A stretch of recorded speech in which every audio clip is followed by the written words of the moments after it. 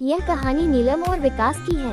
नीलम अपनी शादी के 1.5 महीने बाद ही विधवा हो जाती है और उसके जीवन में अचानक ही पतझड़ आ गया था।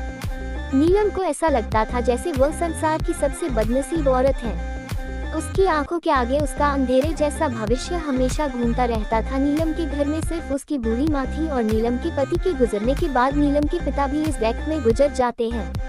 एक बड़ा भाई था लेकिन वो तो सबसे मुंह मोड़कर अपनी पत्नी को लेकर कहीं और रहने चला जाता है, इसलिए अब नीलम को लगता था कि जिंदगी में कभी भी खुशी उसके दरवाजे पर दस्तक नहीं देगी।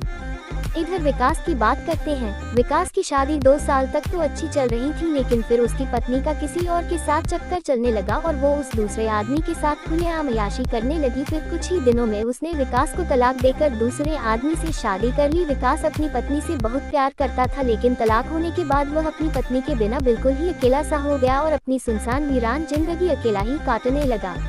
वह नहीं जानता था कि अब उसका भविष्य कैसा होगा, कभी वह फिर किसी से शादी कर पाएगा या नहीं। तभी एक दिन नीलम और विकास दोनों ही किसी की शादी की सालगिरह में जाते हैं। नीलम की एक सहेली विकास को जानती थी और उसी ने ही उन दोनों को मिलवाया। विकास से मिलकर नीलम को अच्छा नहीं लगा, क्योंकि विकास अपनी पत्नी के बारे में नेगेटिव बातें कर रहा था और यह सुनकर नीलम को विकास पर गुस्सा आ रहा था कि वह औरत के बारे में इतना गलत कैसे बोल सकता है। लेकिन बाद में उसकी सहेली मंजू ने बताया कि विकास कितना दुखी लड़का है। वह अच्छे खासे पैसे कमाता है और उसके परिवार वाले भी बिल्कुल सीधे हैं, लेकिन फिर भी उसकी पत्नी ने दूसरे मर्द के चक्कर में इस बेचारे को धोखा दे दिया और अब विकास दिन रात रोता ही रहता है। यह सुनकर नीलम का दिल भर आया। वह मन में सोचने लगी कि एक शरीफ लड़के को मैं बिना मतलब ही बुरा समझ रही थी।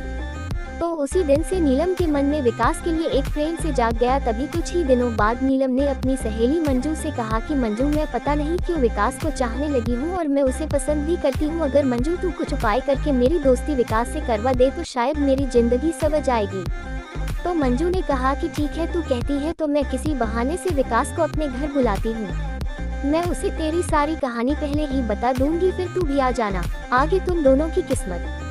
तभी मंजू अपने जन्मदिन का बहाना करके विकास को अपने घर बुलाती है और मंजू विकास को नीलम की बीती हुई सारी बात बताती है और वो उससे ये भी बताती है कि शादी के 1.5 महीने में ही नीलम विधवा हो गई थी।